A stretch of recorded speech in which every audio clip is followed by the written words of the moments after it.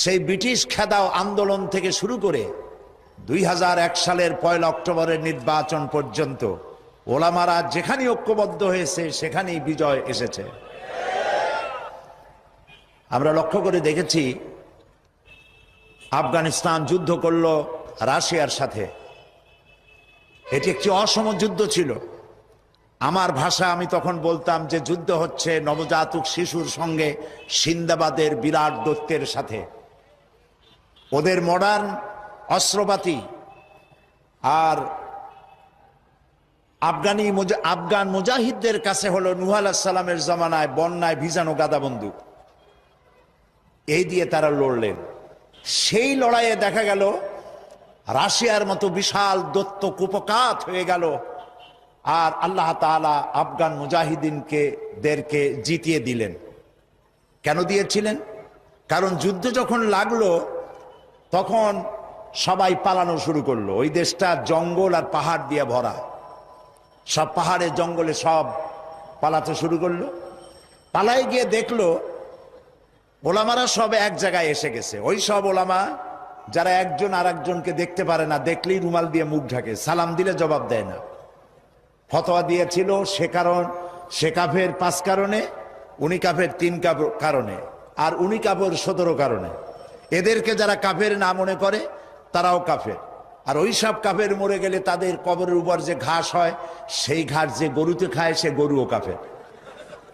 এই রকমের ফতোয়াবাজি যারা করছিল তারা পাহাড়ে জঙ্গলে সব একজনের সঙ্গে আর একজনের দেখা হয়ে গেল, সালাম করলো, কোলাকুলি করলো। ব্যাপারটা ছিল এরকম, একজন বলছিল যে আমার ছেলেরা গেল মামু বাড়ি, মেয়েরা গেল নানা বাড়ি, বউ গেল তার বাপের বাড়ি, আমি গেলাম আমার শ্বশুর বাড়ি, যাই দেখি আমরা সব এক জায়গায়।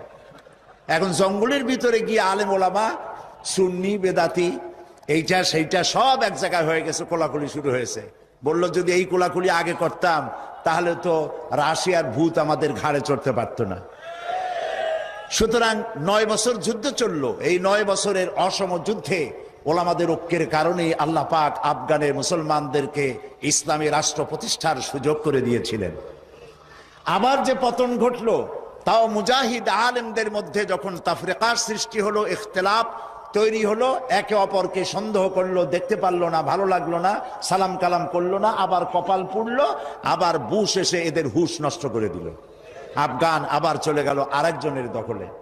ঠিক এমনি করে ইরানের মুসলমানেরা, তাদের সাথে আমাদের আকীদার অনেক বেশকম আছে, কিন্তু তারা যখন ঐক্যবদ্ধ হলো, ইরানের ওলামারা আয়াতুল্লাহরা যখন ঐক্যবদ্ধ হলেন, তখন আমেরিকার মতো বিরাট পরাশক্তিকে তারা পদানত করে ইসলামী রাষ্ট্র, তাদের ভাষায় তারা ইসলামী রাষ্ট্র প্রতিষ্ঠা করতে সক্ষম হয়েছে এবং আমেরিকাকে পদানত করেছে। এখানে আয়াতুল্লাহ খমিনীর একটি কথা আমার মনে পড়ে, কি সাহস তার! ইমান আকীদা যাই থাকুক, আকীদার প্রশ্নে আমরা আপোষ করব না, কিন্তু এই কথাটা তো বলতেই পারি। যখন আমেরিকা তাকে বলেছিল যে আমার দূতাবাস থেকে যে 56 জনকে গ্রেফতার করা হয়েছে আমেরিকান, এদেরকে ছেড়ে দাও, তা না হলে তোমার খাদ্য রসদ আমেরিকা থেকে যত সাহায্য যায় সব বন্ধ করে দেওয়া হবে।